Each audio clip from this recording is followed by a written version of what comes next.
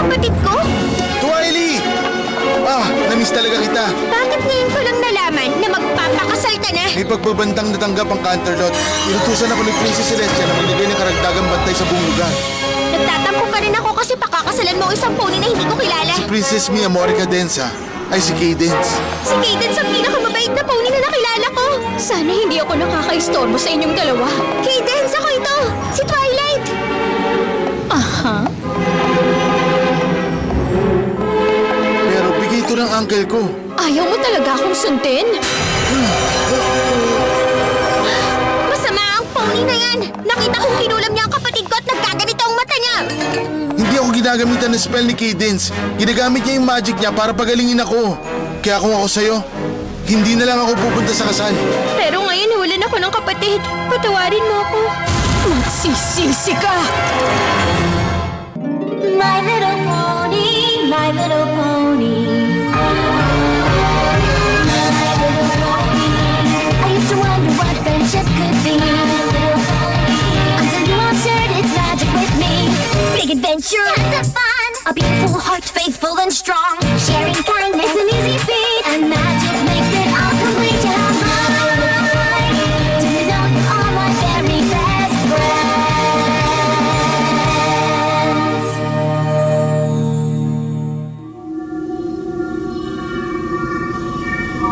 Hello?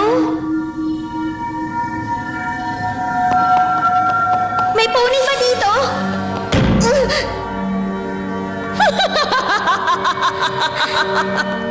Nasaan na ba ako? Sa kuweba sa ilalim ng Canterlot na minsan naging tahanan ng mga ganid na unicorn na gustong kunin ang mga gem na pwedeng matagpuan dito. At ngayon naging kulungan mo. Tulong! Tulong! Huwag ka na magpagod. Wala rin makakarinig sa'yo at wala rin mag-iisip na hanapin ka dito. Nakalimutan na ng mga pony na nandirito pa rin ang kuweba na ito. Kaya ito ay isang magandang lugar para sa mga pony na nagiging sagabal sa mga plano ko. Mga plano? Anong mga plano? Yung mga plano ko sa kapatid mo. Ano pa ba? Huwag naman mong sasaktan ang kapatid ko! Ikaw na! Halimaw ka! Ang tanging paraan para mapigilan ako ay huliin ako. Nandito ako.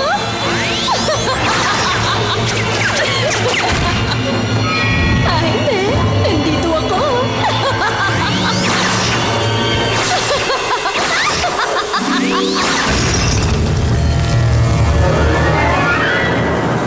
Wag! Sandali! Maawa ka! Huwag mo ako saktan! Twilight, ako to! Please, maniwala ka sa akin! Kinulong rin ako gaya mo! Yung Cadence na nagdala sa'yo dito ay isang impostor! Galing mo magkwento! Liwanag! Liwanag! Gisingin ng ladybug! May palakpak ang paa! At kemot-kemot pa! Naalala mo pa yun? Oo naman, no? Paano ko makakalimutan ang feeling na gusto ko laging inaalagaan?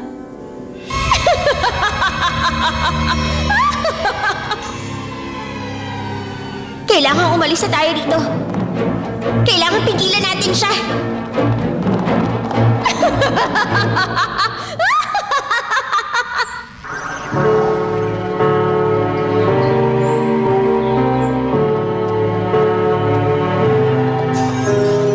This day is going to be perfect. The kind of day of which I dreamed since I was small. Every pony will gather round. See, I look lovely in my gown. What they don't know is that I have fooled them all. This day was going to be perfect. The kind of day of which I dreamed since I was small. But instead of having cake with all my friends to celebrate my wedding bells, they may not ring for me at all. I could care less about the dress. I won't partake in any cake. Vows, well, I'll be lying when I say that through any kind of weather, I want us to be together. The truth is, I don't care for him at all. No, I do not love the groom. In my heart, there is no room. But I still want him to be mine. Must escape before it's too late. Find a way to save the day. Hope I'll be lying if I say I don't fear that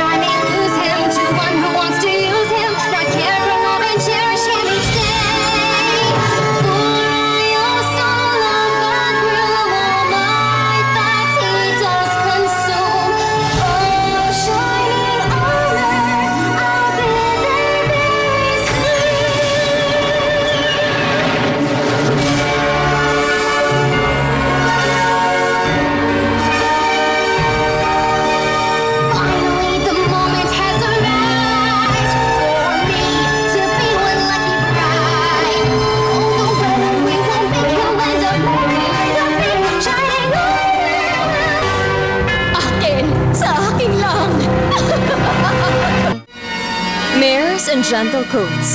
Nagtipon tayo para saksihan ang pag-iisang dibdib ni Princess Mia Moore Cadenza at ni Shining Armor. Hindi na natin siya may liligtas. Kaya natin. Hanapin lang natin yung... Ayun! Hindi tayo pwedeng lumabas dito.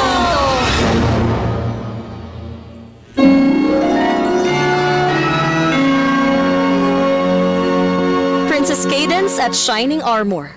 Ikinagagalak ko na ipahayag kayo bilang... Tigil!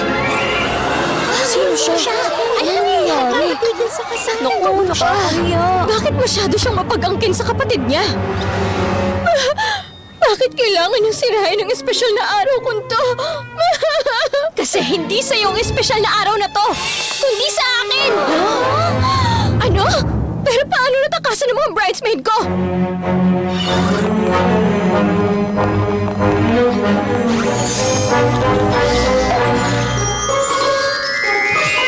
Sa akin yan! Matalino ka, pero nahuli ka pa rin. Hindi ko maintindihan. Paano sila naging dalawa? Isa siyang doppelganger. Ginagaya niyang itsura ng isang pony na mahal mo at hihigupin lahat ng pag-ibig mo para lumakas siya.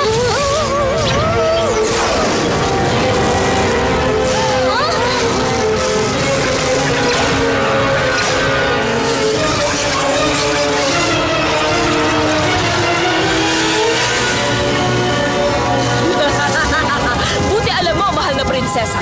At bilang reyna ng mga doppelganger, ako ang magpapasya kung ano ang pagkain ng mga alipin ko. Ang Equestria ay puno ng pagmamahal kumpara sa ibang lugar na napuntahan ko. Mabubusog sa pagmamahal ng mga katulad kong doppelganger para magkaroon kami ng mas malakas na kapangyarihan ng higit pa sa pinapangarap namin. Wala kayong mapapala. Sa protection spell ni Shining Armor, hindi kami malalapitan ng mga kampon mo. Mukhang mali ka ng inaakala. Hindi ba tama?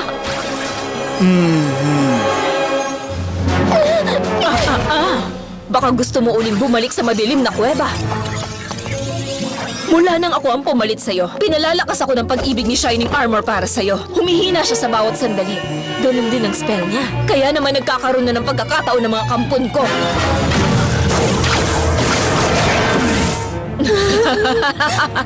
Hindi man siya ang asawa ko, pero nasa ilalim na siya ng kapangyarihan ko ngayon. At ikinalulungkot ko, hindi na niya magagampanan ng responsibilidad niya bilang Captain ng Royal Guard. Maawa ka sa Shining Armor ko! Hindi magtatagal. Makakapasok na mga kampon ko. Una sasakupin namin ng Canterlot, tapos ang buong Equestria. Hindi.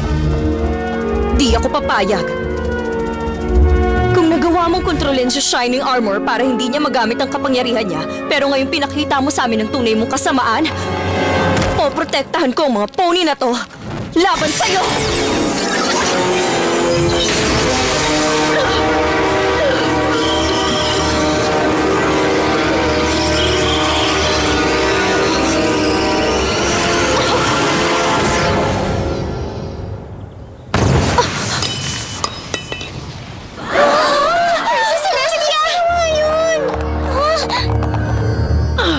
Hindi ko inaasahang mas malakas pala ang pagmamahal ni Shining Armor sa'yo.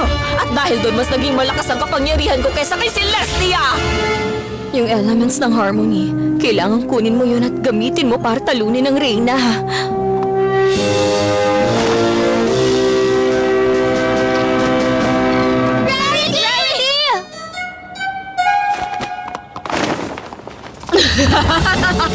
Pwede kayong tumakbo pero hindi kayo makakapagtago!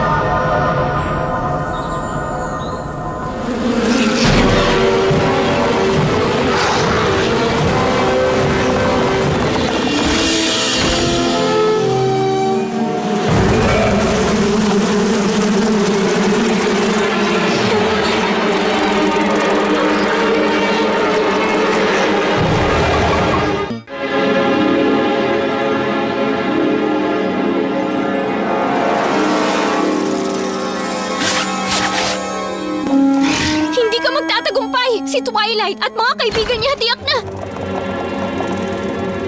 Anong sinasabi mo? Hindi niyo ba alam na naaantala na ang reception namin dahil sa inyo? Kilos na! Kain na! Nakakatawa talaga. Mula pa nung umpisa, nagdududa na si Twilight sa akin. Kaya lang dahil sa excitement ng iba sa inyo, hindi niyo napansin na tama pala ang pagdududang yon. Sorry, Twy. Dapat nakinig agad kami sa'yo. Wala kayong kasalanan. Nilinlang niya ang lahat. Nagawa ko nga. Tagumpay. This day has been just perfect. The kind of day of which I've dreamed since I was small. Every pony I'll soon control. Every stallion there and foal. Who says a girl can really have it all?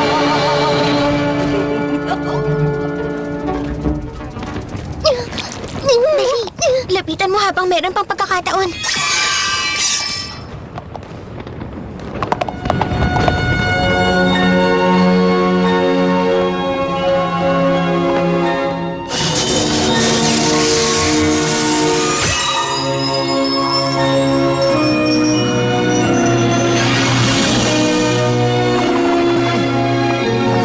Ano?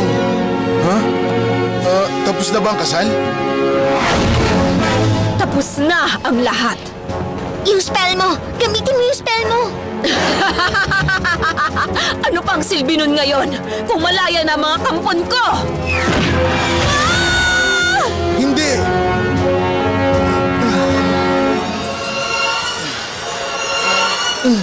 Wala nang lakas ang kapangyarihan ko. Wala na akong lakas para pigilan sila. Pag-ibig ko ang magbibigay sa'yo ng lakas. Napakaganda. Kaya lang wala lang saysay ang kwento nila.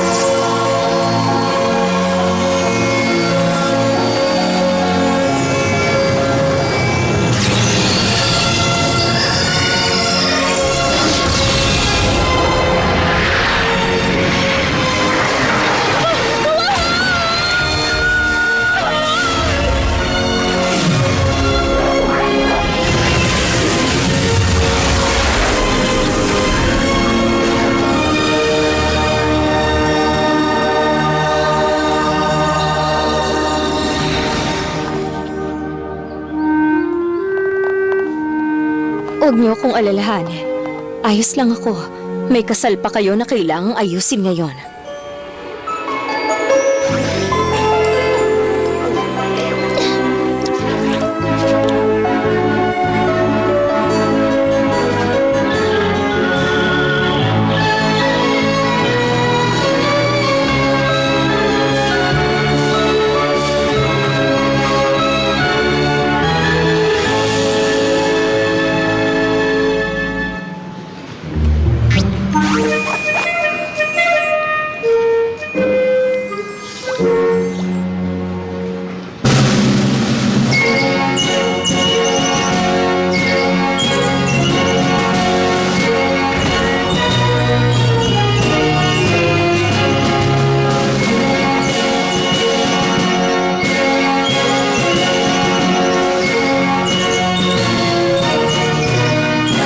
Seryoso ako.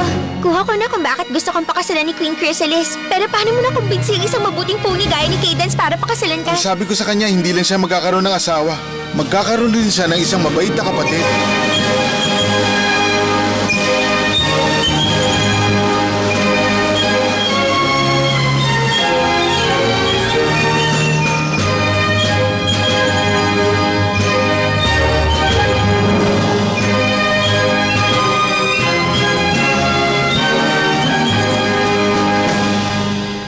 Ladies and gentle colts, nagtipon tayo ngayon para ipagdiwang ang pag-iisang dibdib ng tunay na princess na si Miamor Cadenza. Okay lang ang Princess Cadence.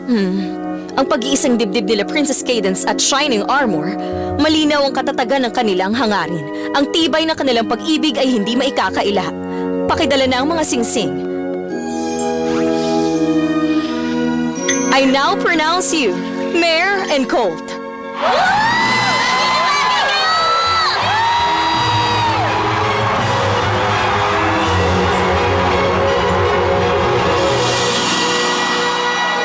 Ito ay tagumpay niyo higit sa kanilang lahat. Hindi kayo nagpadala sa pag-aalinlangan at dahil sa katapangan niyo na ibalik si Princess Cadence dito sa kaharian. Isang malaking aral ang pagtitiwala sa inyong nararamdaman.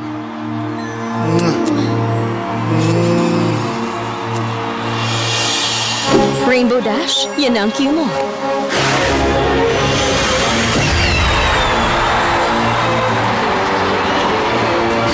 Best wedding ever!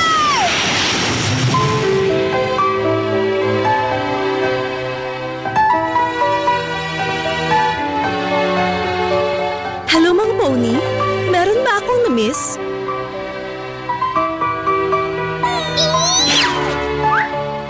Umpisahan na natin ang party!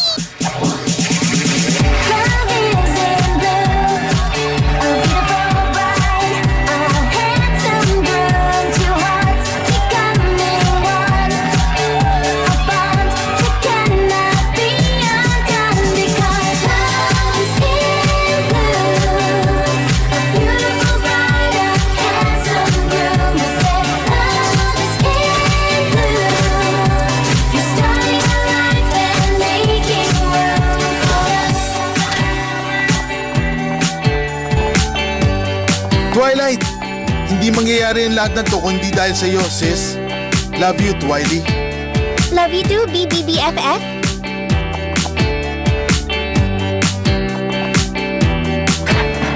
Handa ka na umalis? Oh, hindi ko na makalimutan.